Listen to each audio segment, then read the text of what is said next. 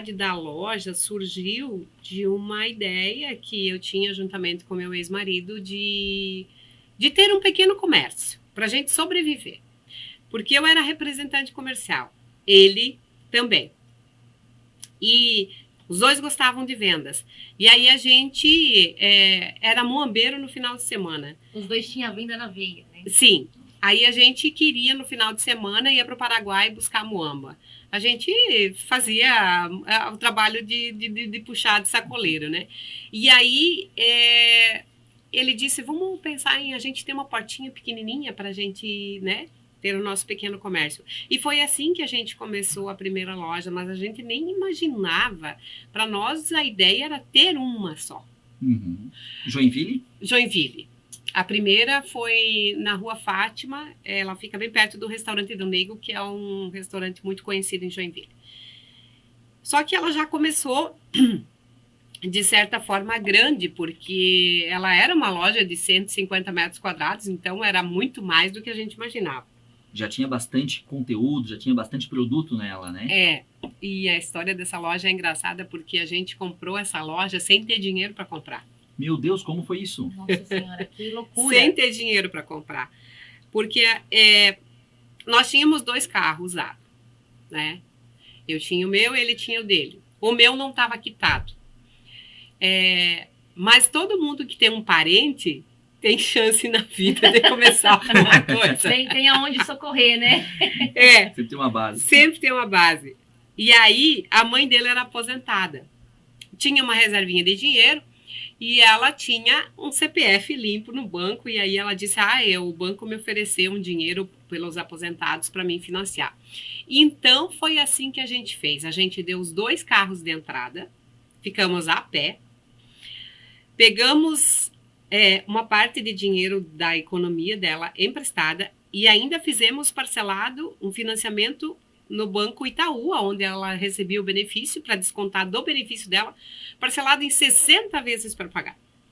Olha só, o início de um negócio, né, cara? Como nasce nessas histórias, né? Não, é loucura. E aí, mais 11 cheques, eu dei mais 11 cheques de R$ 2.500. Sem nem saber se tinha dinheiro para pagar. Mas eu nunca tinha feito um cheque tão alto na minha vida. Cada cheque era de R$ 2.500. Exatamente. E a gente anoiteceu vendendo, eu vendia utilidades, eu vendia alumínios, né? Vendia panelas. Antes disso eu fui cabeleireira, antes disso eu fui balconista, antes disso eu fui sacoleira, então eu não sabia vender roupa. Então eu anoiteci vendendo garrafa térmica, copo e panela e amanheci vendendo calcinha e blusinha. E roupas, né? No geral. Dormiu vendendo panela, acordou vendendo Exatamente. Roupa. E ele também vinha de um segmento de vendedor de carro, depois um vendedor de...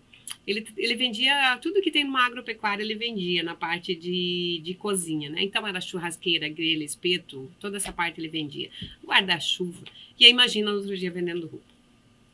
Uma mudança radical, completa, né? Radical e bruta. É muita coragem. E a pé.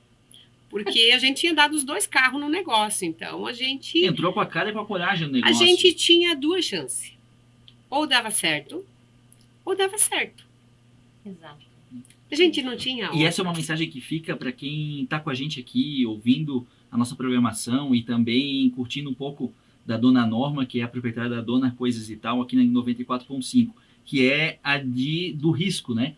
Muita gente, às vezes, fica preso ao medo, a ser assalariado, né? a alguma insegurança. Sim. E, cara, vocês foram lá, botaram tudo, botaram fé no negócio, botaram uma expectativa, uma esperança, né?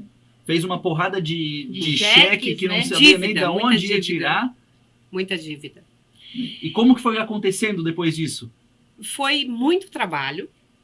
A gente mal dormia, no outro dia acordava e ia para o trabalho de novo, e era só ele atendia no caixa, eu era a vendedora que abastecia, que vendia, que limpava a loja.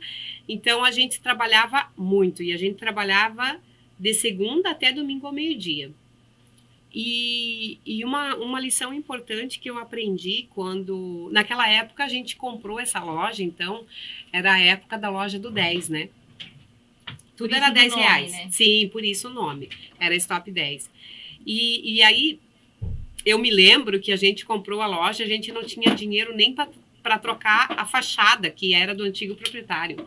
A gente trabalhou 2 meses com a fachada antiga, porque a gente não tinha dinheiro para colocar a nossa fachada, o nosso nome. A gente já sabia que nome a gente queria, mas a gente não tinha dinheiro para isso. E a gente se propôs a, então, trabalhar por pelo menos 5 anos, nós tínhamos na nossa cabeça, vamos trabalhar pelo menos 5 anos, com o custo de vida que a gente tinha até então, que era o mínimo possível. Vamos andar a pé e de ônibus o tempo que for necessário para a gente, tudo que a gente ganhar, a gente vai reinvestir na loja. E um amigo meu me deu uma dica muito importante. Ele disse para mim, qual é a tua maior parcela que você tem para pagar? Eu disse para ele, o aluguel e o cheque. Eram as 2 maiores, né? Porque o financiamento do banco, na época, era uma parcela de 400 e poucos reais. Um cheque era 2.500. O aluguel era 2.800. Ele falou, então, beleza. Tu pega essas 2 parcelas maiores que você tem, soma e divide por 30 dias trabalhados, já que você vai trabalhar no domingo também. Todo dia, no final do dia, você tira esse dinheiro do valor do aluguel e do cheque e faz um caixa 2. Interessante, né? Olha a ideia, hein? Para que quando chegar o dia de você pagar o aluguel e de você pagar o cheque, você não perca sono. Você já tem esse dinheiro, você já tem todo dia, né? Exatamente. E você não vai contar com ele para você comprar mercadoria ou coisa assim. Então, você vai sanar o teu maior problema com aquilo que você já arrecadou durante o mês. E foi uma receita que eu levei à risca por 5 anos. E aí o dia que não dava, sabia que no dia depois tinha que... E foi fácil seguir essa dica, dona Norma? Fácil nunca é. Mas eu digo assim que Deus sempre nos abençoou muito. Porque a gente começou um trabalho progressivo, com uma escalada, mês após mês, a gente subia um degrau. E a gente foi aprendendo a trabalhar com roupa. Eu sempre tive muita sede de conhecer o produto que eu vendia, seja ele qual fosse. Então, eu tinha muita curiosidade de, quando chegava um fornecedor e ele falava, por exemplo, isso daqui é poliéster. E eu perguntava, por que é poliéster? Eu queria entender do tecido, porque eu queria ter um conhecimento para passar para o meu cliente final. Eu queria entender de tecido. E eu nunca me esqueço que um dia chegou um fornecedor e falou assim, isso daqui é fio 30 penteado. Eu pensei, meu Deus, é penteado? É descabelado? É alisado? O que é isso? Por que penteado?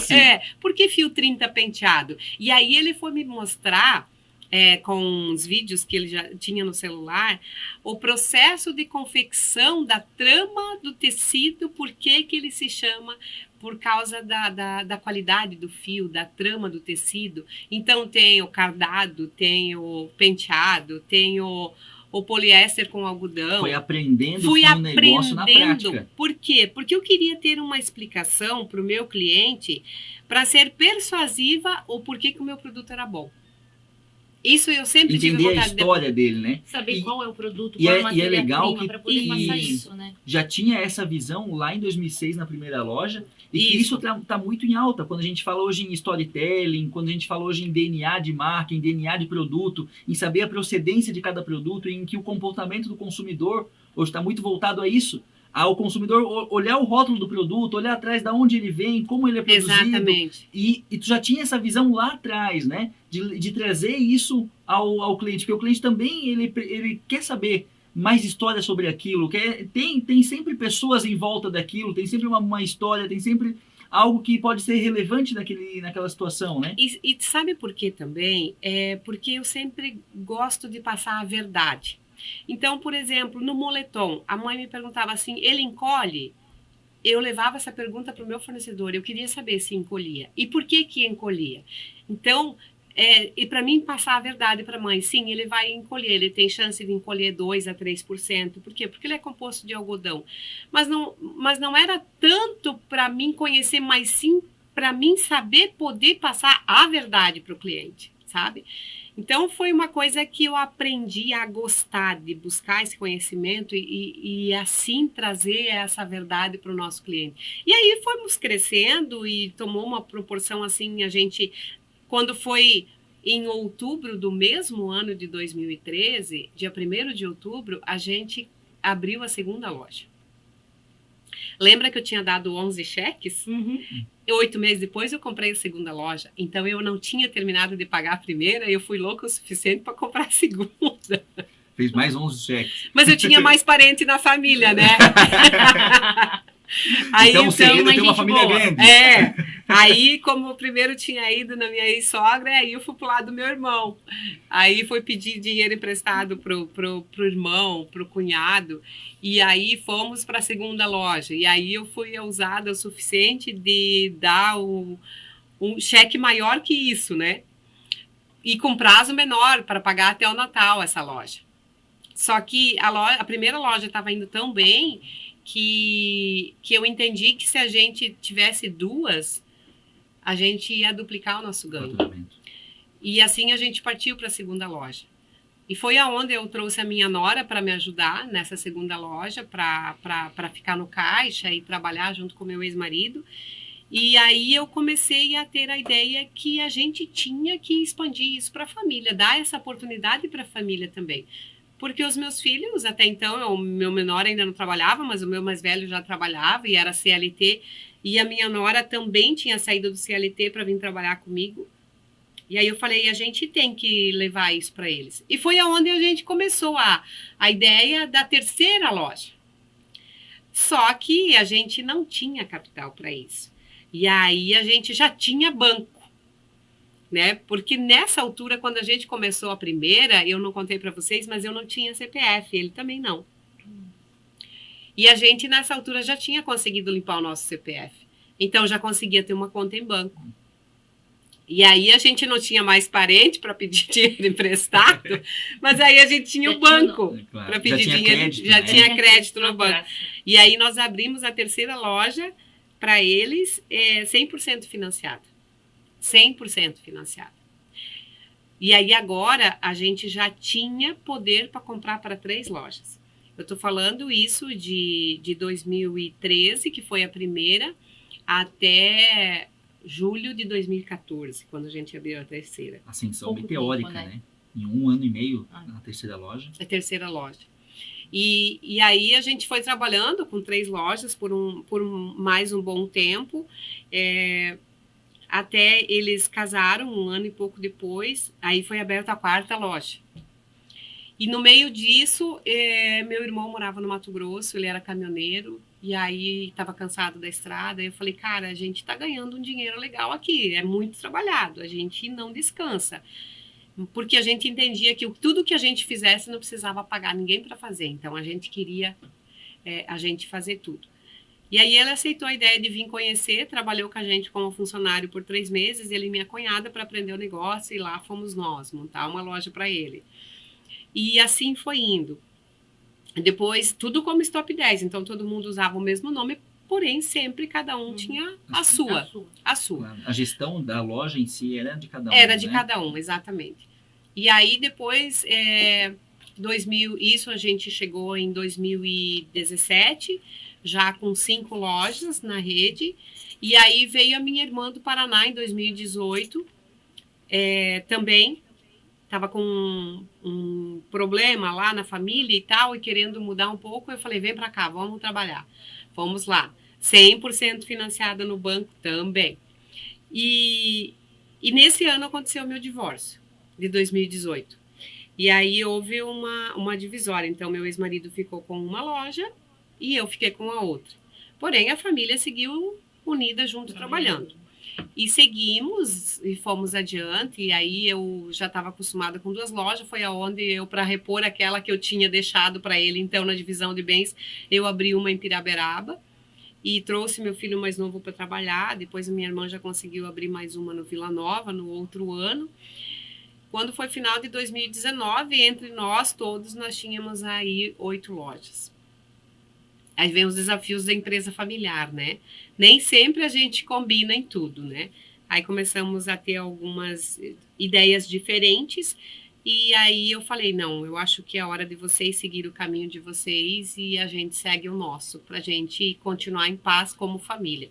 E foi o que a gente fez. Pois é, porque, desculpa lhe cortar, mas essa é uma coisa muito comum que acontece em vários negócios, que nascem familiares e acabam criando proporções maiores, e aí cada um quer seguir o seu caminho, cada um quer seguir um rumo, né? Cada um quer ter uma visão da empresa, cada um também tem a sua própria alternativa, a sua própria visão, o seu próprio negócio em si, na cabeça, pensando em si, né?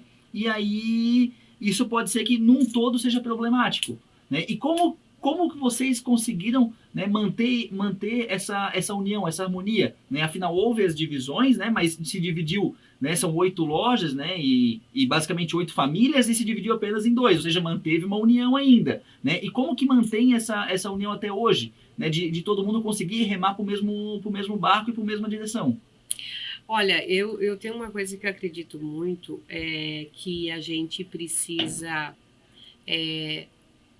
ter aquilo que a gente aprendeu dentro de casa, que é a união familiar. Se eu te disser que foi fácil, não foi. Porque quando entram conflitos de interesses, sempre complica um pouco, né? Mas no fundo eu sempre acreditava assim que o sangue de irmãos ia falar mais alto. Então sim, teve um tempo que a gente ficou chateado um com o outro, eu e meu irmão, é inegável isso. Mas hoje a gente conversa sobre isso com muita clareza e a gente gosta de sair junto, tomar uma cervejinha no boteco. Então, assim, nada melhor do que o tempo para curar tudo. Eu costumo dizer assim que nada dura para sempre, né? A gente sempre tem um prazo para tudo. E depois disso, ele seguiu o caminho dele e ele então trocou o nome também. E nós também trocamos o nome. Nós fomos os primeiros a trocar. Então, dia 24 de fevereiro de 2020, morreu a Stop 10 e nasceu a Dona Preço Único, que é assim que ela se chamava, Dona Preço Único. Porque a gente continuava no Preço Único, né? A gente já tinha saído do 10 e ido para o 13. Porém, quando a gente trocou de nome, exatamente em fevereiro, dia 24, o que aconteceu logo em seguida? Lockdown. Nossa. Lockdown.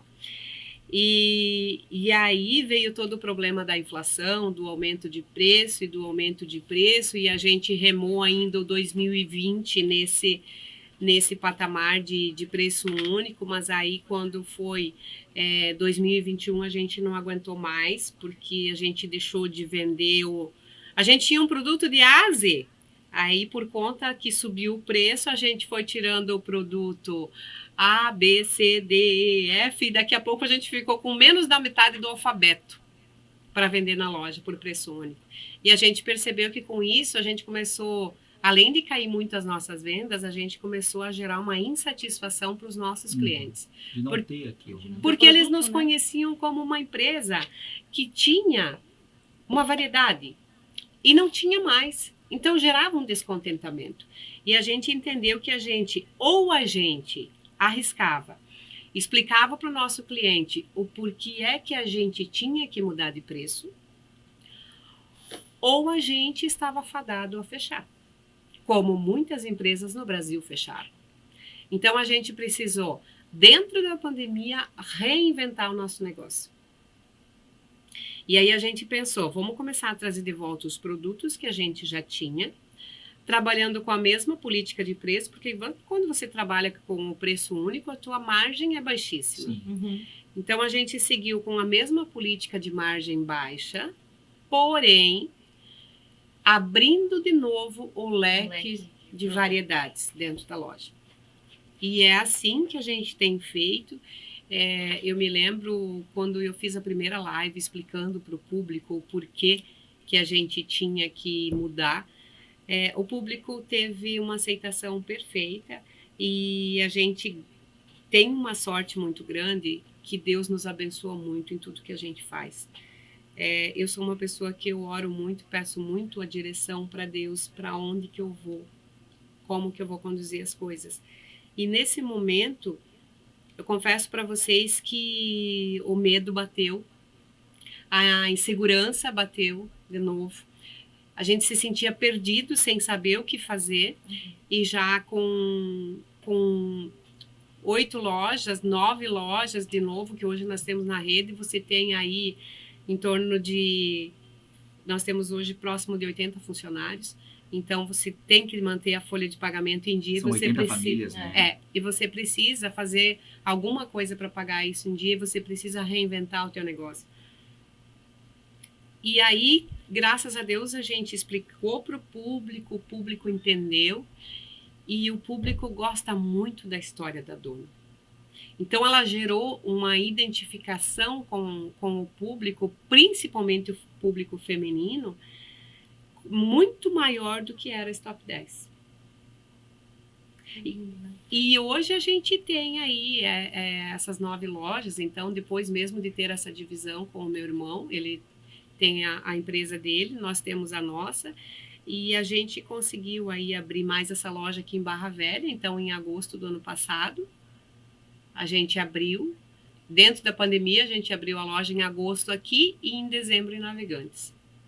Foi um desafio muito grande, né? Com certeza, mas que acabou saindo da pandemia. E uma das coisas de que até a população de Barra Velha acaba entendendo dentro da Dona Coisas e Tal, da loja em si, é a questão do preço, né? A Dona Coisas e Tal consegue manter um preço muito bom, muito acessível, né? E isso é fruto de uma boa negociação, de um formato diferenciado, de uma margem muito pequena.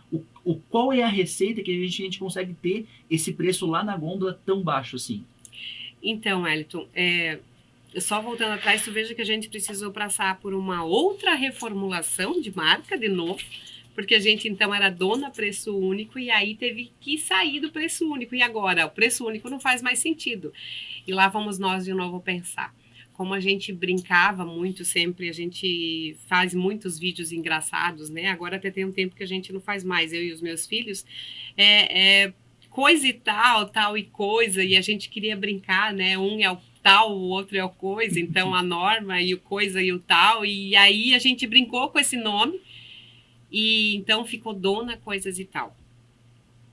Na verdade, o que você perguntava para mim, Wellington, o segredo de trabalhar com margem baixa, em primeiro lugar, é você não ser zoiudo, né? Eu chamo de zoiudo, lá do Paraná a gente fala zoiudo, né? Quando a pessoa tem muita ganância. Eu digo que a ambição, ela é saudável. Porque o que é ter ambição? É você querer fazer melhor amanhã do que você fez hoje. É você querer conquistar algo daqui 5 anos que você não tem hoje. E ninguém conquista nada sem ter ambição. A ganância, ela é o grande vilão da história. Então, assim, a gente sempre teve ambição, sim. A ganância, não. Porque eu sempre entendo do princípio de que a ganância, ela é aquilo que você quer ter muito em pouco tempo. E a minha ideologia, Norma, tem um propósito. Quando eu vivi uma situação difícil de sair de dentro de casa, de um casamento abusivo, sair de dentro de casa com meus 2 filhos pequenos, sem ter... Eu fui morar com meu pai, porque eu não tinha um garfo, eu não tinha uma faca, eu não tinha um prato, eu não tinha uma panela para cozinhar, muito menos um fogão. Então, eu fui morar com o meu pai durante 6 meses e eu dependi dele totalmente.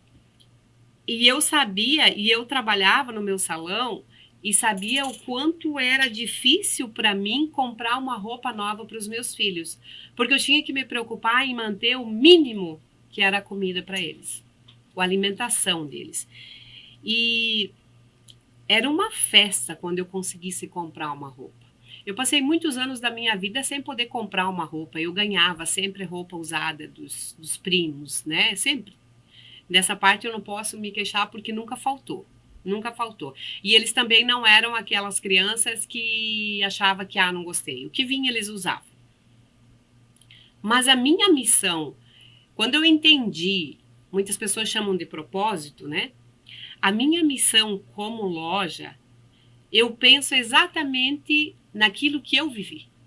A dificuldade que é para uma mãe deixar de comprar alimentação para o filho para comprar uma roupa. E criança escapa roupa muito rápido.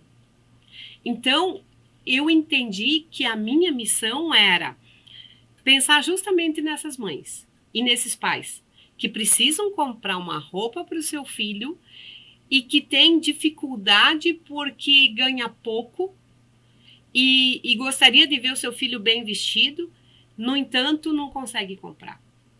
Então, por isso que eu brigo hoje, eu vou para dentro das fábricas, eu negocio direto com o dono da fábrica. Hoje a gente consegue barganhar por volume de compra, então, claro que é muito diferente lá quando eu tinha a primeira loja e eu comprava 20 conjuntinho infantil. E hoje eu digo, não, eu quero comprar 1000 conjunto, mas eu quero preço. Então, você me cobra 100 conjuntos é quanto? É tanto. E se eu te comprar 1000 conjuntos, é quanto? Ah, não, é tanto. Não, consigo te pagar X. Dá para barganhar? É lógico que eu tenho que pensar no meu fornecedor e também não ser injusta com ele. Mas ele entende que é muito mais fácil ele vender 1000 conjuntos para a dona do que ele ficar gastando gasolina e botar representante na estrada e pagar comissão para vender 10 aqui, 20 lá, 30 lá. Então é preferível ganhar menos e vender mais, que é a nossa política, a minha filosofia. Então é meio que uma cadeia que vem. E de cima para baixo, do fornecedor para o cliente final. E a gente só faz a travessia aqui no meio. Então, hoje, para a gente, tu diz a receita para vender barato. É não ter preguiça de botar o pé na estrada, não ter medo de bater em porta de fábrica, não ter medo de atravessar o Brasil para ir lá para o Nordeste buscar, para ir para onde for preciso procurar o melhor preço para colocar na ponta final, para o cliente final. E não só o melhor preço, mas você tem que estar aliado à qualidade do produto, porque eu também vejo assim que quando a gente migrou essa inflação, né, que veio, esse absurdo pós-pandemia, as roupas começaram a ficar descartáveis. Eu tinha roupa para vender no 13, mas era descartável. A pessoa lavava 2 vezes, tinha que jogar fora. E eu sempre me coloquei nesse lugar, porque se o meu dinheiro tem valor, por que o teu não pode ter, Wellington? O teu, Renata, também tem o mesmo valor. E eu não gosto de ter que comprar uma peça de roupa, usar 2 vezes e jogar fora, porque ela me custou R$13. E aquele dinheiro eu suei para ganhar. Então eu entendi que era melhor eu colocar uma peça de R$20, de R$18 na área de venda, mas que a pessoa compre e fique satisfeita. Você possa garantir algum tipo de qualidade, né? Até porque, Wellington, eu percebi que o mercado mudou, o consumidor mudou depois da pandemia. Antes da pandemia, meio que as pessoas compravam por comprar, não importava, era muito consumismo. E depois da pandemia, as pessoas pararam um pouco com esse consumismo exacerbado e começaram a pensar que, não, é melhor eu comprar algo, pagar mais caro, mas eu ter qualidade naquilo que eu comprei, do que eu comprar um monte de coisa e daqui a pouco eu ter um monte de produto para jogar no lixo. Então, o conceito do consumidor mudou também. E ao longo de todo esse tempo, né, o conceito do consumidor vem mudando, né? Você percebe, além dessa mudança pós-pandemia, mas algumas outras mudanças desde 2013, por exemplo? Sim, mudou bastante.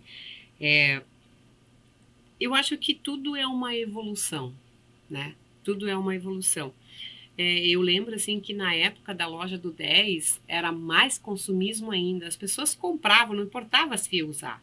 Compravam porque era 10 pila, era barato. Comprava. Comprava. Se eu não servir, eu dou para alguém porque é barato, né? Então, assim, esse conceito do consumidor mudou muito. O consumidor se tornou mais exigente, cada vez mais exigente, por qualidade de produto. E uma coisa que eu sempre trago, assim, que aquilo que nós podemos nos diferenciar é no atendimento. Porque aí você diz assim, eu tenho qualidade, eu tenho preço e tenho variedade. Isso não é tudo.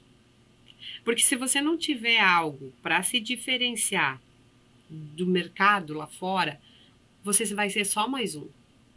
Então, quando eu dou treinamento para as meninas, eu sempre faço um comparativo.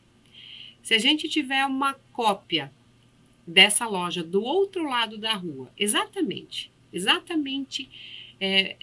do outro lado da rua, uma cópia fiel dessa aqui.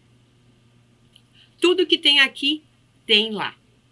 Exatamente tudo. O que vai fazer o cliente final querer entrar aqui e não entrar lá? Ou querer entrar lá e não entrar aqui? O que vai diferenciar? Atendimento. Atendimento. E eu fiquei muito feliz quando a Renata me contou que foi o primeiro lugar que ela teve aqui quando chegou em Barra Velha, né? Então, é o primeiro lugar que ela entrou e pôde ter essa experiência do atendimento. Como é que foi a experiência, Renata? Pode falar. Eu falei para dona Norma quando eu encontrei que a experiência foi muito bacana porque eu estava numa mudança de vida, né? Uma mudança que eu mudei de cidade, eu saí da cidade, vim para uma nova cidade, tudo era novo, era o desafio, era a insegurança. E de repente eu fui tão bem acolhida ali por todas as pessoas, pelos atendentes, por um rapaz que tinha no caixa, que ele me falou uma coisa que eu não esqueci. Ele falou assim: seja bem-vinda a Barra Velha, você vai amar viver aqui. E aquilo me deixou tão confortável naquele dia, sabe? Eu olhei para aquela praia, aquele mar bem em frente da loja, eu falei assim, gente... Muito mais do que falar da loja em si, falou uma mensagem que conforta o coração, eu me né? senti confortada, a verdade foi essa, foi um conforto, assim. Que legal. É um dos lemas que a gente tem, eu sempre digo que a gente lida com pessoas o tempo todo. E você veja o quanto impactou a vida da Renata uma palavra que ele disse, e é isso que eu falo para as pessoas no nosso treinamento. Que ela traz até hoje, né? Isso com ela. E com ela. E nem é isso, até mais que isso, Wellington. Antes, até os meus amigos de São Paulo que vieram me visitar nos feriados, a loja que eu levei foi lá. Falei, vamos lá, vamos conhecer, vocês vão ver. E eles adoraram. Porque eu sempre digo assim para as meninas, a gente nunca sabe como está o dia da pessoa que entra na loja. Então, antes de querer vender, a nossa missão aqui é acolher. E acolhimento, quando se fala de acolhimento, eu nunca vou aceitar que as pessoas façam distinção porque a pessoa entrou suja, maltrapilha, bêbado, ou porque está no salto. Todos somos iguais. Todos, e quando é todos, é todos. Não importa a opção de sexual, não importa a raça, não importa o credo, somos todos iguais. E nós estamos aqui para acolher. Então, eu sempre digo que, às vezes, aquela pessoa que chega na loja, a gente não sabe como está o dia dela.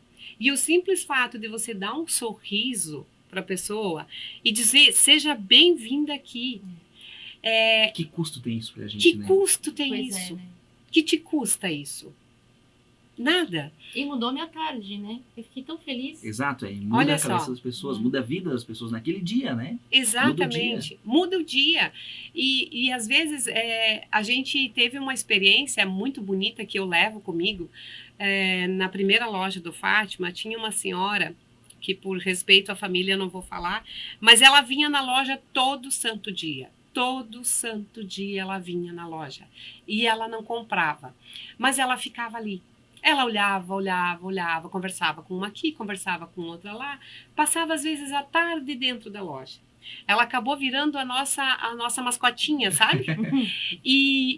E ela dizia assim, meu Deus, eu me sinto tão bem aqui. Então, assim, ela comprava uma peça e daí no outro dia ela vinha e trocava. Daí no outro dia ela vinha e trocava de novo, para ter um motivo para vir na loja. Mas ela não nos dava lucro, mas ela estava ali. E o dia que ela não vinha, as meninas sentiam falta dela. Quando entrou a pandemia, que os idosos tiveram que ficar isolados, ela entrou em depressão. E um dia a filha dela veio na loja e falou assim... A mãe disse que ela sabe que o dia que ela puder sair de casa e voltar para cá, ela vai se curar da depressão. Olha que lindo. Olha que forte, hein? Muito forte isso. E quando liberou os idosos para poderem começar a circular nos comércios, adivinha onde que ela vinha? Todo santo dia. Aí ela já não podia mais ficar a tarde toda, ela ficava meia hora de máscara, toda fechadinha, e ela dizia assim, gente, vocês não sabem o quanto eu chorei de saudade de estar aqui. Poxa, que legal. Porque é mais do que você trabalhar e vender um produto, é você realmente impactar a vida das pessoas. E todas as lojas, todas as nossas 9 lojas, têm a história de uma pessoa que veio para a loja, que transformou a vida dela com um bom dia, seja bem-vinda. Eu tenho uma coisa que eu gosto de falar para o cliente quando eu estou na loja, seja sempre muito bem-vindo aqui. Seja sempre muito bem-vindo na Dona, porque aqui é um lugar de acolhimento. E esses dias eu estava na loja do Aventureiro, tinha um senhorzinho lá no fundo da loja e eu gosto de conversar com as pessoas. E eu passei por ele e eu vi que ele estava olhando uma bermuda e eu passei por ele e falei, e aí, como é que você tá, meu amiguinho? Ele me olhou e falou assim, você me conhece? Eu falei, não, mas eu senti vontade de vir conversar com você. E aí ele disse, ai, que bom que você veio falar comigo. Ele falou, pois é, eu tô aqui olhando uma bermuda, e aí eu já ajudei ele a achar a bermuda, chamei uma das meninas para ajudar, e depois, quando ele passou no caixa, ele disse para a menina do caixa, ela me contou no outro dia, ele falou assim, quem que é aquela mulher que foi lá atrás falar comigo? Ela disse, é a dona Norma. Ele falou assim, diga para ela que ela mudou meu dia. Olha só que legal. Que legal. Porque a gente vive numa época onde as pessoas... A gente vive numa época muito frágil. Sim. Muito frágil. Principalmente... Muito fria também. Também. Né? Também. E aí já não sabe mais se abraça, se beija, se vai, se fica. É. E hoje isso acabou virando um diferencial para quem sabe se aproximar das outras pessoas. Virou um diferencial. E eu sempre fui muito de chegar, de abraçar, mas eu gosto e treino o pessoal para que sejam assim com todos. Quando as pessoas me veem dentro da loja, as pessoas sempre acham que entrou uma maluca, né? Porque eu já entro na porta gritando bom dia, né? Eu já chego fazendo barulho mesmo. E claro que o pessoal que trabalha na loja não vai fazer todo dia esse barulho, mas eu já gosto de impactar porque, assim, às vezes é tão monótono o teu cotidiano, tão automático, né? Que quando chega uma pessoa e faz um movimento diferente, você meio parece que acorda para a vida, né? E percebe, faz um clique, né? Percebe que tem pessoas que se dispõem a ser diferente. Então, eu gosto de ser diferente e treino para ser diferente. Muito legal. Norma, e a gente falou até agora sobre a história de empreendedorismo, sobre o foco na Dona Coisas e Tal, né? Mas atrás da Dona Coisas e Tal, onde a gente percebe um humanismo muito grande, tem, claro, né, uma grande pessoa. E agora a gente vai falar disso, né? Norma, como que é essa tua história? Tu já falou um pouquinho das dificuldades que passou, de como foi, mas da onde veio, né? De como foi a tua vida em si, né? Desde do Paraná, né? Da cidade de onde veio e claro, né? Da chegada em Joinville, né? Mas tudo isso a gente sempre aprende, né? Que são colheitas de coisas que a gente já plantou no passado, né? E é isso que a gente quer saber. O que tu plantou, né, no passado? Então, eu nasci e cresci na roça. Eu puxava cabo de enxada, eu trabalhava na lavoura mesmo, né? Aos 11 anos, a gente veio morar na cidade, lá no Paraná, né? A minha cidade natal é Francisco Beltrão, sudoeste do Paraná. Os meus pais quiseram ter um comércio. E aí, tinha lá, assim, 12 alqueires de terra, e aí fomos para a cidade para ter um bar. A princípio era para ter um bar. A minha mãe sempre teve muita veia empreendedora. E aí a minha mãe dizia para o meu pai, não, a gente tem que colocar um arroz, um feijão, um azeite, um sal, um açúcar para vender. E assim foi crescendo devagarinho e virando um mini mercado. E eu trabalhava com os meus pais. quando eu tinha 17 anos, meus pais se divorciaram. E por alguns atritos com a minha mãe, eu acabei, também naquela época era normal, né, casar cedo. Uhum. Eu já tinha um namorado e alguns atritos com a minha mãe e acabei casando antes da hora, digamos assim. Por que antes da hora? Porque talvez se eu tivesse tido aí um embasamento melhor, um aconselhamento melhor, um acolhimento melhor, eu não tivesse me casado. Mas, enfim, me casei bastante cedo e com um rapaz, amigo da família, e esse casamento, ele começou errado já.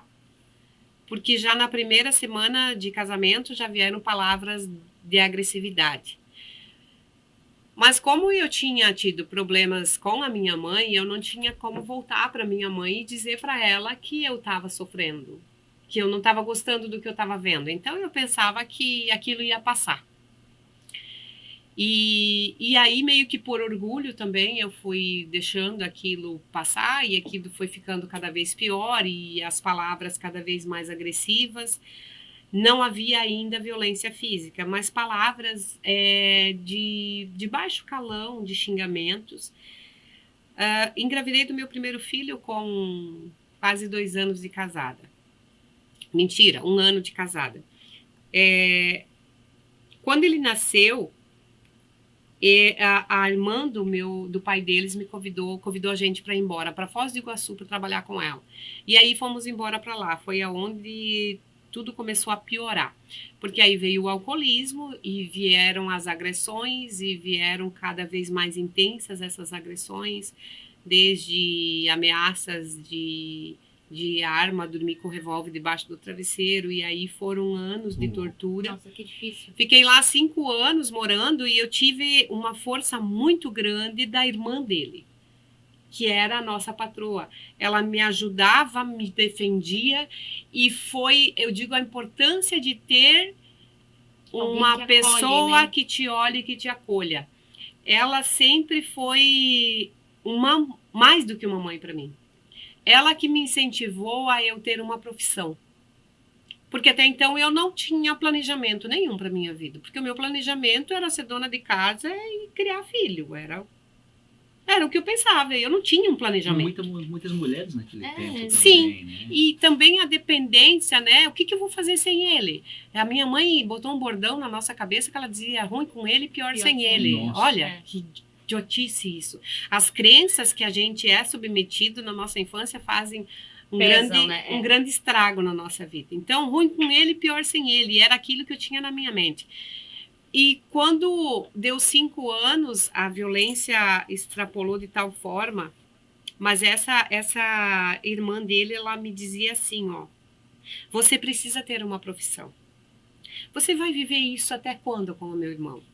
Ela dizia para mim, você não percebe que se você continuar assim, ele vai te matar? É isso que você quer para você? Ela me dava umas sacudidas e eu não...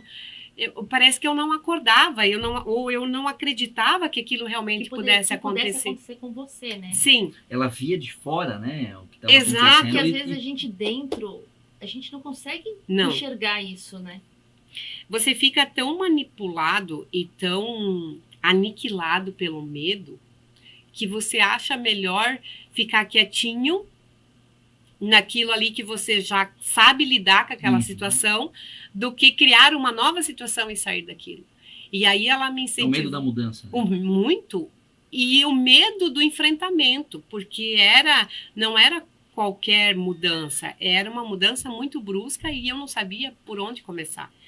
E ela me incentivou, então, a ir fazer um curso. E ela disse, tu quer fazer o quê? Eu falei, eu acho que sei lá, talvez fazer massagem. Então, bora lá pro Senac fazer um curso de massagem.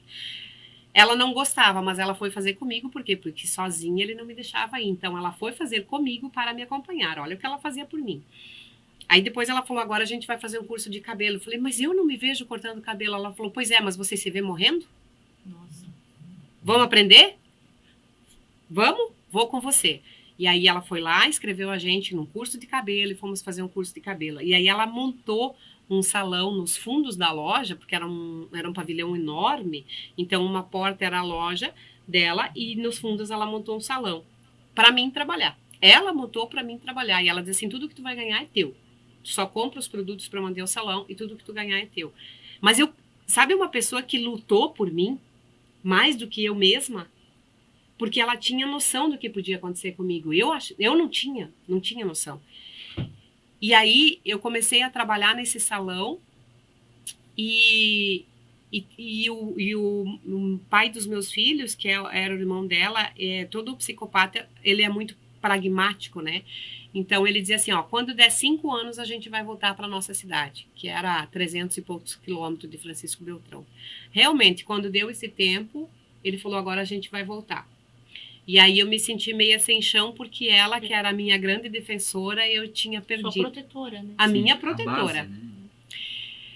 E aí, mesmo à distância, ela continuava me ajudando. Ela dizia assim para mim, encontre uma forma de você guardar um dinheiro e saia de dentro de casa e vai começar a vida com os teus filhos, antes que o pior aconteça.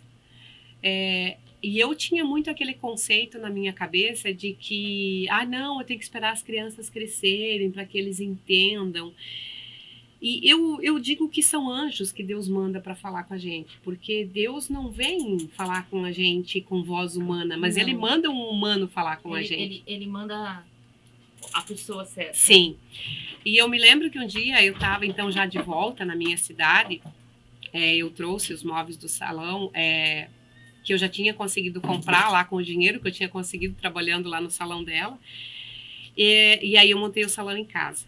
E eu estava cortando o cabelo de uma amiga minha e eu disse para ela, contando, a gente conversando, porque ela também sofria abuso em casa e ela já tinha os filhos adultos. E eu falei para ela assim, olha, eu vou esperar os meus filhos crescerem para que eles entendam o porquê que eu estou me separando do pai deles. E ela falou assim para mim, posso te dar um conselho? Não espera. Porque eu esperei. E hoje os meus filhos estão adultos e eles aprenderam com o pai deles a não me respeitar. Então hoje, além do pai não me respeitar, os meus filhos também não me respeitam. E a culpada sou eu, porque eu não criei coragem quando eu precisava criar. Quando você tem filho pequeno, ela falou para mim, aonde você for, os filhos vão junto. E depois que eles são grandes, eles decidem por eles e não vão mais. Então hoje eu me sinto mais fraca porque eu sou sozinha.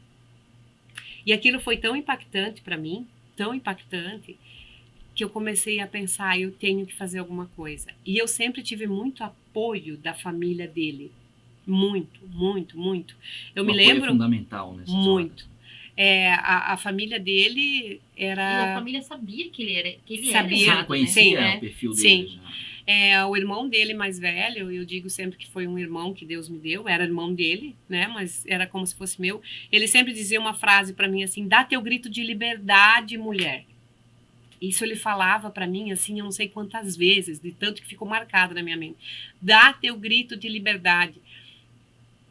Bom, aí eu consegui criar coragem, fui para a justiça, fui conversar com um advogado, e ele disse para mim assim, você precisa sair de dentro de casa primeiro com os teus filhos para garantir a tua vida.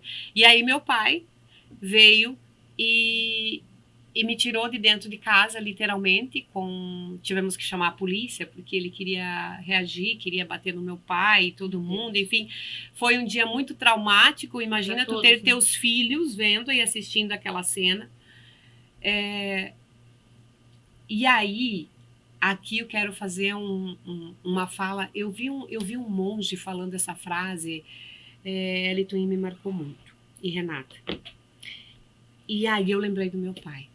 Esse monge diz assim, quando a gente vive num mundo onde a gente diz que o tempo é a coisa mais importante, certo? Certo. O tempo é a coisa mais importante da vida. Então, você... acaba aqui fazendo tudo em função do tempo. A gente vira escravo dele, né? A gente diz que o tempo é mais importante que tudo. Então, ele se sobrepõe à vida, porque o tempo é mais importante. E aí você está numa berlinda, num muro de execução, e tá eu e você, Elton, para ser executado. E aí, ele te pergunta, você quer que eu mate a Norma ou você? Você vai dizer, não, é ela. É ela primeiro, eu quero ter mais tempo. Eu quero ter mais tempo, eu tenho a minha família, eu tenho quem eu amo para mim cuidar, então eu quero viver. Então concorda comigo que a vida é mais importante que o tempo? É verdade? A É vida é uma mais boa importante que o tempo. reflexão, claro. Quando a gente coloca na balança, né, numa situação assim, A vida se vem torna primeiro. mais importante que o tempo. E aí, vamos mudar o cenário. Você tem filho? não, eu não tenho filho. Você tem filho. Tenho Renata 2. tem. Imagina você com o teu filho. Você está na mesma berlinda e aí ele te pergunta: você quer que eu mate você ou o teu filho? Você vai dizer o quê? Eu. Mata eu e deixa meu filho viver. Então, o amor é mais importante que a vida. E a vida é mais importante que o Muito tempo. tempo. E quando eu ouvi esse monge falando isso, eu lembrei do meu pai. Porque o meu pai fez isso por mim. Nesse dia, quando o pai dos meus filhos ameaçou que ia matar a mim e as crianças se a gente saísse de casa, o meu pai fez exatamente isso. O meu pai chegou na frente dele, botou as 2 mãozinhas para trás, um senhor de idade, e disse para ele: então, se você realmente quer fazer isso, faça isso comigo.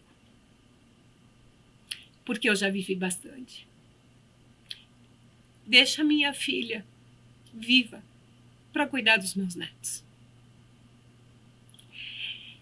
E de todas as lições de amor que meu pai me deu, essa foi a mais marcante. E a maior, né? Quando eu ouvi esse monge falando isso, tem uns 2 anos, eu fiz a analogia do que eu vivi lá atrás com meu pai. E o meu pai já é falecido fazem 6 anos. E como na prática tu viveu isso? Na prática eu vivi isso. O meu pai colocou a vida dele na frente. Por O amor é amor. maior. Porque o amor é maior. E não só isso, como ele acolheu a gente para morar numa humilde casinha. E ficou morando com a gente 6 meses, como eu disse, porque eu não tinha prato, eu não tinha panela, eu não tinha nada. Então eu trabalhava muito no salão, porque eu saí de casa só com as roupas minha e das crianças e com as móveis do salão para trabalhar. E eu trabalhava muito, graças a Deus, Deus mandava clientes assim, porque eu mudei de bairro, então eu perdi a maioria dos clientes daquele bairro. Eu saí de um lado e fui para o outro. Então, eram clientes que não tinham como... E aparecia cliente estranhas, assim, da noite para o dia. Eu trabalhava muito, muito, muito. Deus me dava muito cliente. Muito cliente, eu não vencia atender. Eu trabalhava naquele salão, no domingo eu atendia. Eu trabalhava de domingo a domingo. E assim eu conseguia sustentar os meus filhos, conseguia sustentar a casa, consegui ir comprando as coisinhas para dentro de casa, me reerguendo. Algumas coisas eu ganhei doadas, outras me venderam por um preço muito baixo, usada, eu não comprava nada novo. Mas eu fui conseguindo me reconstruir, mas não era materialmente. Eu consegui reconstruir a minha identidade. Porque quando você passa por uma violência, e quem está me ouvindo, as mulheres que vivem abuso sabem disso, o quanto você perde a sua identidade. Você não sabe mais quem você é. Chega numa altura da vida que você já não é mais nada. Você é só os outros. Você não é você. Você não se imagina que você tem a capacidade de ser algo ou de prover algo para alguém. Né? Foi quase uma reconfiguração da tua própria alma, né? Exatamente. Quando eu digo que aos poucos eu fui conseguindo adquirir as coisas, quando eu conseguia comprar um garfo, um prato, uma caneca, uma panela, eu ia conseguindo colocar algum conceito dentro de mim de novo de que eu era capaz. Eu me lembro de um dia, Eliton, é tão simples o que eu vou falar para você agora, que eu lavei um varal de roupa e me peguei olhando para aquele varal de roupa e pensei, meu Deus, eu quis fazer isso. Eu tive vontade, ninguém me obrigou, eu fiz porque eu quis. E porque eu sabia que precisava lavar roupa. Olha que ridículo isso. O quanto que um abusador te transfere a zero, abaixo de zero, que você não consegue acreditar que você é um ser humano capaz de ver a mínima necessidade, que tem que lavar roupa, eu vou lavar roupa. Era como se eu tivesse sempre que fazer as coisas por medo que alguém fosse brigar comigo se eu não fizesse. E naquele dia que eu vi o varal cheio de roupa, eu pensei, mas ninguém me disse nada, e eu fiz isso por espontânea vontade. Aquilo foi uma coisa, Renata, como se eu tivesse ganhado um presente. É uma libertação. De coisas tão simples. Então, assim, quem passa por uma violência sabe o quanto o abusador te destrói psicologicamente. A violência física, ela passa. Mas a psicológica, ela fica intrínseca em você por anos da tua vida. E precisou muita terapia para mim poder assimilar e superar isso tudo. E depois disso tudo, fui reconstruindo a minha vida, o meu paizinho foi para o canto dele, e aí eu também, graças a Deus, o pai dos meninos conheceu uma pessoa, casou, já teve uma filha, então eu disse, agora eu posso seguir meu caminho, e aí eu conheci uma pessoa e passei a me relacionar com outra pessoa que me trouxe um conceito totalmente diferente de relacionamento. E eu entendi aí que aquelas frases que a gente traz nas crenças, né, que homens são todos iguais, mentira, não são. E eu vivi isso, assim, em 2 patamares totalmente opostos. Do 8 ao 80, como o pessoal diz. Muito, exatamente. Uma pessoa que me cuidava, que me protegia, que me respeitava, que me ajudou a educar os meus filhos, e com essa pessoa eu passei a ter uma convivência, então. E esse tipo de relação é que deve ter, né? De respeito de um com Exatamente. o outro, né? Afinal, cada um tem a sua vida, cada um tem a sua história, cada um tem as suas necessidades, o seu próprio dinheiro também, e é de respeito em si. Exato. E um ajudar o outro a crescer. Sim. É a base do relacionamento. É a base, né? exatamente. E não adquirir um escravo. Né? E aí, quando a gente veio para Joinville, porque aí eu tinha nesse salão e a necessidade de trabalhar para prover, então eu vendia tudo. Além de vender o trabalho do salão, eu vendia tudo que vocês me imaginassem, eu vendia. Dentro do salão? Eu vendia cosmético, eu vendia batom, eu vendia tapete, eu vendia lingerie, eu vendia... O que me desse para vender, eu vendia. Colocava lá... Eu vendia. E aí, me trouxeram uns suplementos alimentares para mim vender, e aí eu vendi esses suplementos, e por causa desses suplementos que eu vim parar em Joinville. Olha como Deus vai costurando as histórias na tua vida. Se você começar a analisar como que as coisas acontecem, esses dias numa reunião eu falava isso pro meu pessoal, eu falei, gente, vocês lembram o motivo pelo qual eu vim parar em Joinville? Ele é ridículo, se for ver. Ele é ridículo. Por causa de um suplemento alimentar que tinha um parente desse meu ex-marido, que era meu companheiro nessa atualidade, que queria aqui em Joinville, que não sabia como que usava, que a gente era treinado que tinha que vir e ensinar como que usava. Viemos de lá do Paraná para Joinville fazer 550 quilômetros para vir. Olha como que Deus prepara as coisas para a tua vida. Que você vai olhar assim, você vai dizer, é insano isso. O suplemento alimentar não pagava 50 quilômetros de gasolina da viagem, que dirá 1.100 quilômetros.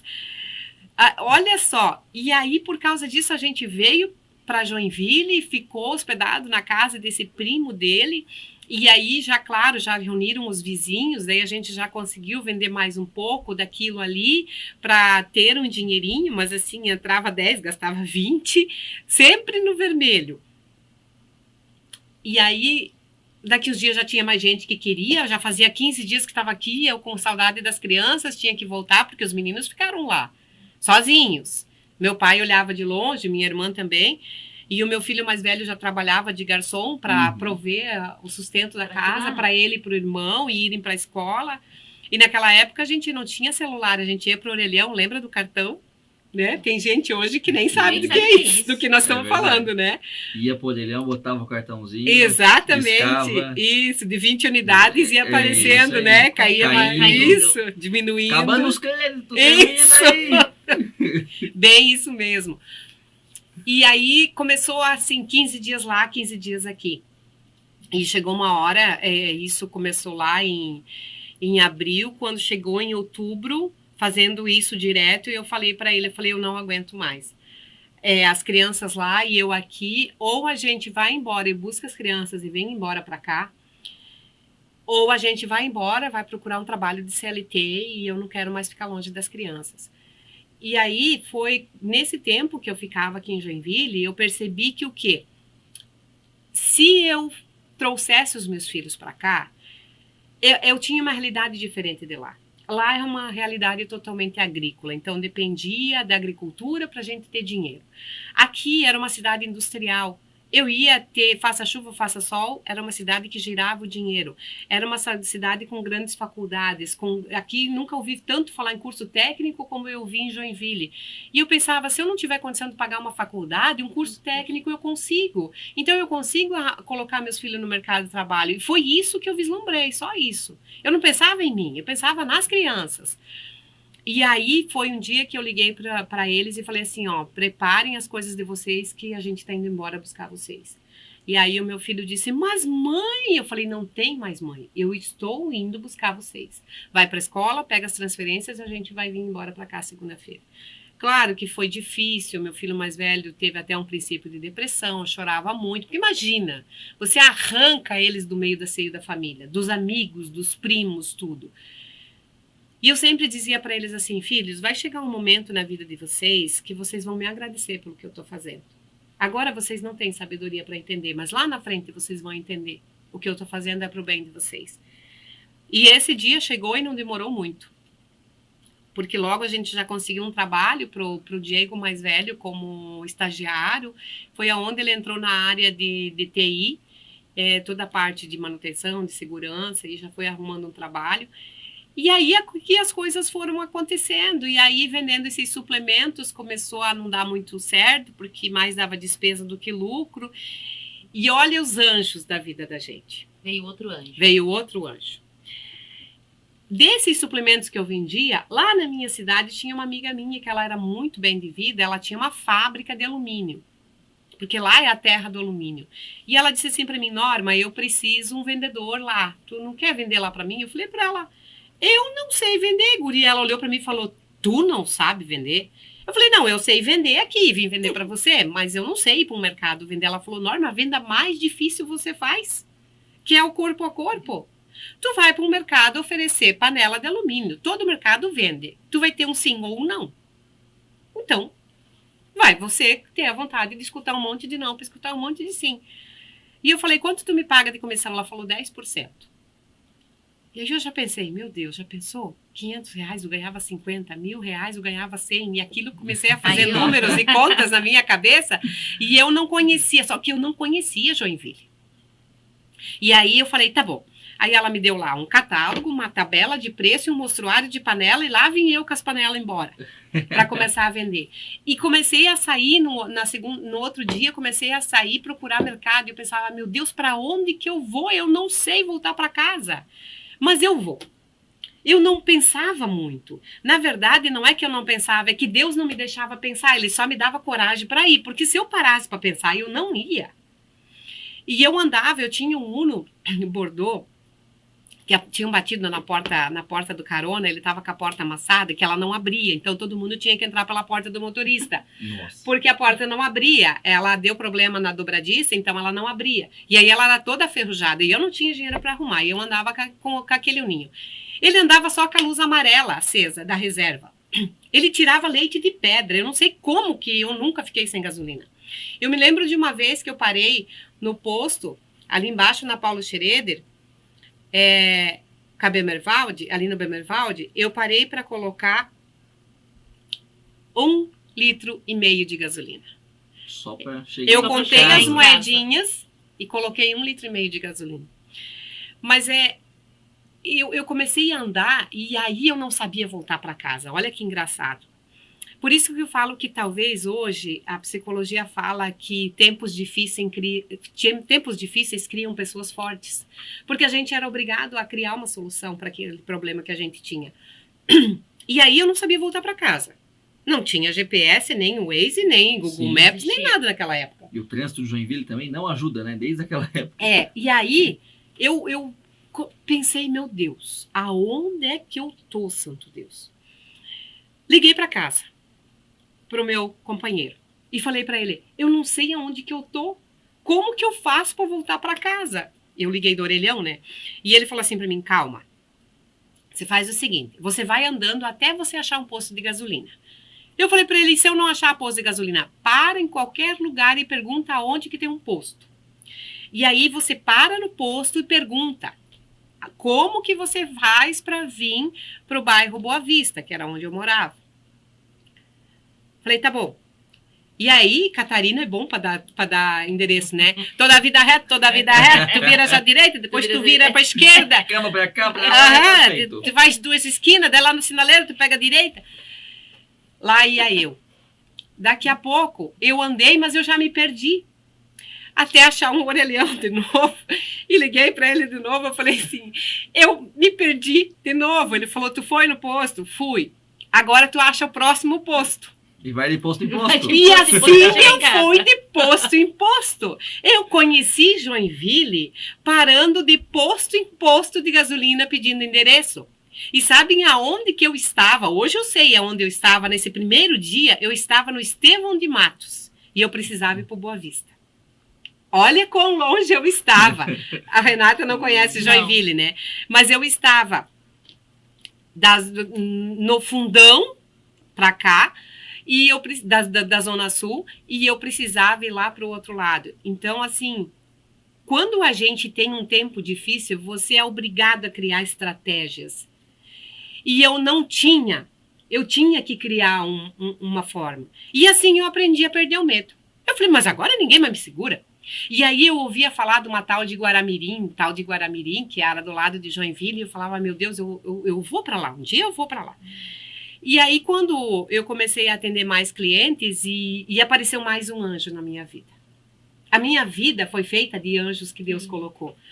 Apareceu um senhor que eu nunca tinha visto na minha vida, um dia eu estava no mercado, e ele falou assim, ô minha filha, o que você vende? Eu falei, eu vendo panela, vendo alumínios. E ele falou assim, há quanto tempo tu tá na praça? Eu falei para ele, é a minha primeira semana. Meu primeiro mês, perdão, é meu primeiro mês. Eu falei, e o senhor? Ele falou, bom, eu tenho 22 anos de praça. Eu pensei, nossa, que baú, né? Que fortuna que tem nessa pessoa.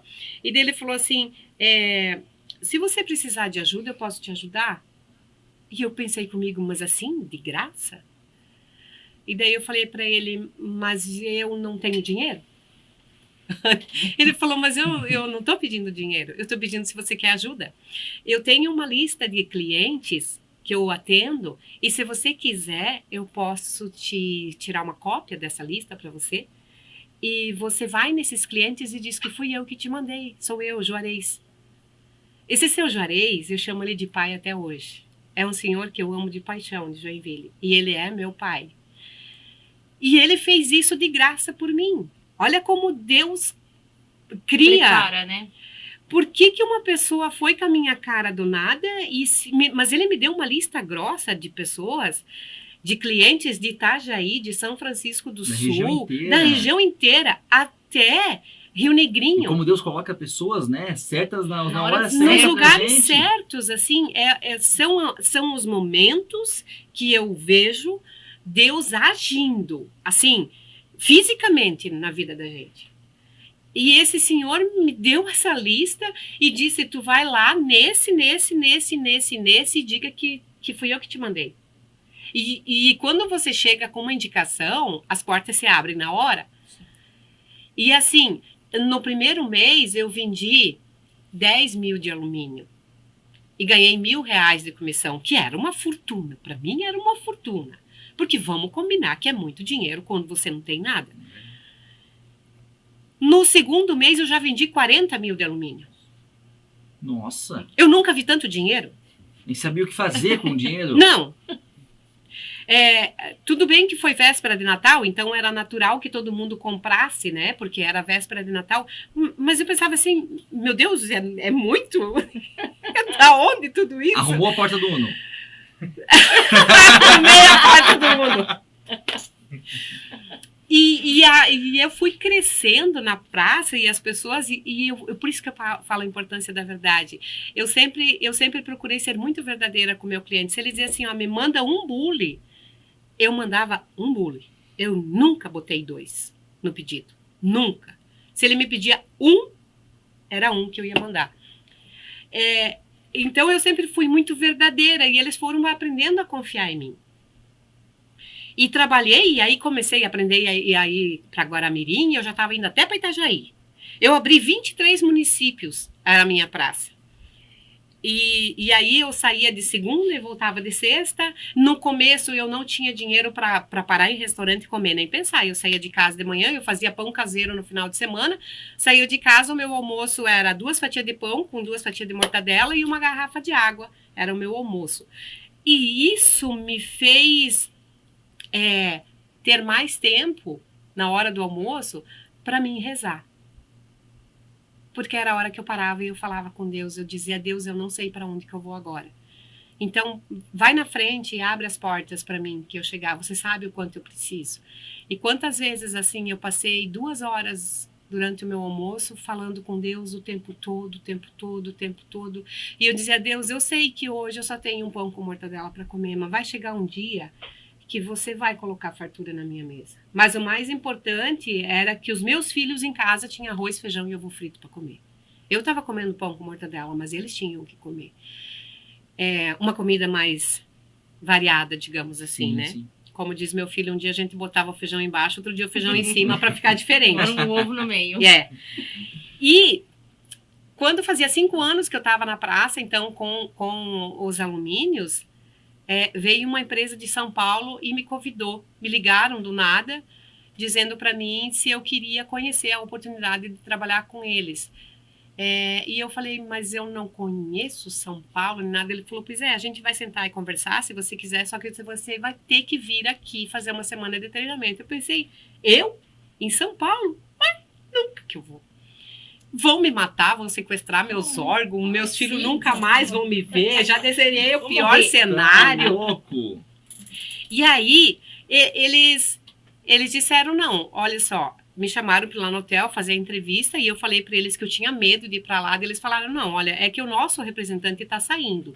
Então, você liga para ele, conversa com ele e vê o que ele vai te falar da empresa.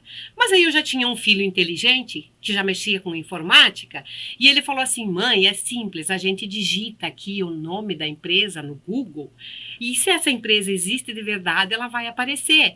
E a gente foi lá, digitou o nome da empresa e ela apareceu. E era exatamente em Americana, São Paulo, onde ele tinha me falado que era a empresa. Eu falei, não, então é verdade. Então eu vou, e eles iam pagar toda a minha passagem, e aí eu fui. Peguei o ônibus e fui para São Paulo. E aprendi a conhecer a empresa, uma semana de treinamento interno com eles. E aí o que aconteceu? Eu passei a trabalhar então com 2 empresas, então agora eu tinha 2 pastas de representação. E aí... O negócio foi crescendo. Foi crescendo, e aí eu já consegui não só arrumar a porta do Uno, como eu consegui comprar um carro zero. Eu consegui comprar um carro zero e dar uma boa entrada. Que foi esse carro que eu dei depois para entrada na loja. Na loja. Que eu contei a história no início. Como as coisas se fecham, se fecham. E aí, o meu Uno que eu tinha arrumado, eu não precisei vender. Eu dei ele pro meu filho, porque o meu filho só andava de ônibus. Então, eu consegui não só comprar um carro para mim, como dar um carro pro meu filho, ainda que usado e velhinho, mas era melhor do que andar de ônibus. Então, eu vi o quanto eu estava crescendo. E aí, eu comecei a trabalhar, eu comecei a fazer algumas economias. E aí... Trabalhando nessa praça, conhecendo, apareceu mais um anjo, que foi uma cliente minha de Guaramirim que começou a botar na minha cabeça e dizer assim para mim, Norma, você trabalha tanto, você sai para a estrada, você corre risco, por que você não pensa em ter o teu próprio comércio? E eu falava, mas imagina, Ivanilde, que eu vou pensar em ter um comércio, eu não tenho dinheiro. Ela falava assim, Norma, Deus prepara tudo na vida da gente. E se é da vontade de Deus, ele vai preparar. Um dia eu cheguei no mercado dela, mas isso ela vinha me falando fazia tempo.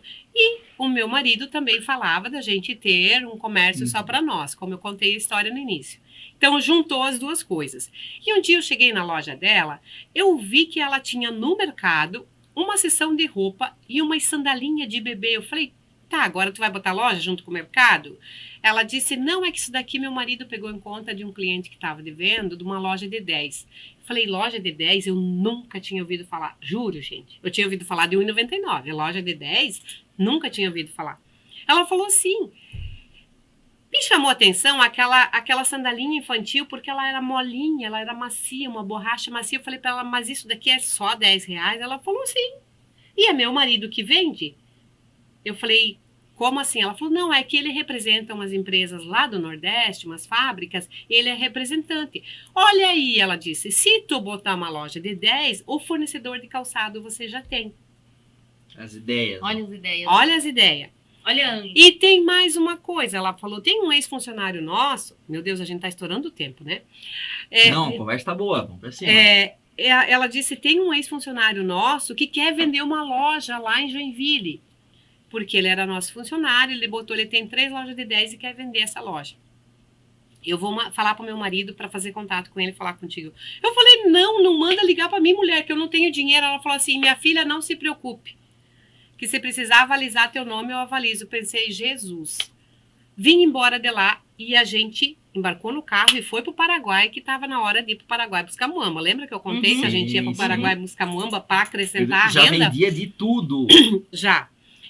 E quando a gente voltou do Paraguai, na segunda-feira, aquele abençoado daquele homem me liga. Ele falou, pois é, então dona Ivanilde falou que vocês estão querendo comprar uma loja. Eu falei, não é que a gente está querendo comprar, porque a gente não tem dinheiro. É ela que está botando na minha cabeça de comprar uma loja. Pois é, mas vamos dar uma olhada na minha loja ali no Fátima, assim, na frente do Mercado Bubato, perto do restaurante do Negro, tem uma loja para vender. Vamos dar uma olhada, ver o que vocês acham. Aí eu falei para o meu ex-marido, ele falou, bom, para olhar não paga nada, vamos lá olhar, né? Fomos lá olhar, mas eu entrei naquela loja, eu sei aquela loja tão estranha e tão escura e tão... Na verdade, eu acho que eu não queria olhar de medo de querer comprar, sabe? E aí ele disse que queria um X valor. Eu falei, mas não, a gente não tem esse valor, mas nem a pau, não tem como. E tinha um amigo meu, esse que me aconselhou a economizar o dinheiro da parcela e do cheque, tirar todo dia, que eu contei para vocês no início. Ele tinha um comércio e eu fui conversar com ele. Eu falei para ele, quanto que tu acha que vale? Ele pediu X valor. Ele falou, não, ela vale a metade disso. Se ele aceitar a metade de pagamento, vocês podem pagar, que é um preço bem pago. E aí a gente levou a proposta para ele. Ele não nos conhecia. E ele foi louco o suficiente para fazer negócio com a gente. Olha isso. Olha só. E nos vendeu a loja. Que bacana. E aí começou tudo. E aí começou tudo. A gente percebe que é uma história de muita luta, muita espiritualidade também envolvida, Muita né? fé em Deus. Exatamente, né? Mas também tem Sempre. muitas conquistas, né? Para a gente poder encerrar aqui o nosso bate-papo, o nosso podcast, que a gente está também ao vivo em 94.5, aproveitando a nossa audiência aqui. Norma, qual é a principal dica que tu deixa para as pessoas hoje e em termos de buscar realmente empreender, não necessariamente no próprio negócio, mas sim empreender na própria vida, né? Empreender no sentido também de se libertar de algumas amarras, né? Que a gente vê que o principal ensinamento é esse, né? De que a gente sempre pode topar desafios, de que a mudança gera transtornos, mas por vezes gera coisas positivas pra gente, né? Qual é a dica que tu deixa para as pessoas que estão nos ouvindo? Olha, Eliton, é uma coisa que eu sempre ensino para os meus, para minha equipe, que a gente tem que ser inconformado. O ser humano que ele for inconformado, ele sempre vai ser um vencedor. Sempre. Não importa o momento que ele esteja vivendo. O ser humano que for inconformado, ele nunca vai ficar no patamar que ele está. Então, existem as pessoas que são conformadas, ok, e viram reclamonas, mas se questione se você realmente está incomodado com a situação que você está atualmente. Porque quando você é inconformado, você não vai aceitar aquela situação por muito tempo. Lembra que eu disse no início que a gente tem que ser ambicioso e não ganancioso? E a ambição, ela faz parte do inconformismo. Então, a mensagem que eu deixo é: seja sempre inconformado. Não aceite que aquilo que você está vivendo no momento seja a palavra final. Ou seja, a situação assim para sempre, a vida toda, até que eu morrer. Assim nasci, assim vou morrer. Então, a palavra que eu deixo é inconformismo. Só fazendo um adendo para você e para a Renata, dia 28 desse ano, o nosso CD pegou fogo. Nós tínhamos um espaço em Joinville, onde a gente armazenava o estoque das 9 lojas. Porque lembra que cada loja tem o seu gestor. Porém, por questão logística, a gente acomodava tudo dentro de um mesmo espaço, cada um com a sua loja. E isso pegou fogo e queimou tudo. Tudo. Não sobrou nada. E eu me lembro que naquela madrugada, quando eles me chamaram para ir para lá, estava chovendo, e eu fui a última a chegar, estavam todos lá, minha família, o pessoal, os líderes estavam todos lá. Eu abracei a todos e eu fiz uma oração. Debaixo de chuva, no meio do asfalto, com as labaredas queimando aquilo tudo, e eu gritei para Deus: eu não aceito. Eu não aceito que você me tirou da onde você me tirou e me trouxe até aqui para mim morrer escarnecida na mão do inimigo. Eu não aceito. Eu ainda não entendo por que isso está acontecendo. Mas eu sei que se isso está acontecendo, você vai me dar muito mais. Porque não é possível que um pai tire um filho do cárcere, da onde você tirou, me deu tudo para agora me tirar tudo. E eu chorei e eu gritei aquele dia, mas não de revolta. Eu gritei para soltar a minha indignação de não aceitar que aquilo fosse o meu fim. Eu não aceito que isso seja o meu fim. Então, a gente vem trabalhando dobrado de lá para cá, para reerguer nossa empresa, e a gente está quase conseguindo, porque os nossos clientes são encantadores, a gente hoje tem um monte de anjo. Cada cliente que entra na loja é um anjo. Eu digo que quando você não se conforma, não importa o que a vida fez com você. A questão é, como diz o filósofo, é o que você vai fazer com o que a vida fez de você. Então, a minha mensagem é essa: seja inconformado. Show. Fica a mensagem aí, Que então. lindo. Muito bacana. A gente quer agradecer demais, Norma, a tua presença, a tua História. participação aqui com a gente. Uma história extremamente encantadora e que traz muito conteúdo pra gente e principalmente muito aprendizado, né? Agora, a gente quer convidar todos para continuem na programação da 94.5. Ela entra em rede com a 97.1, uma programação musical. E a gente agradece a todos que acompanharam até aqui. Valeu, muito obrigado!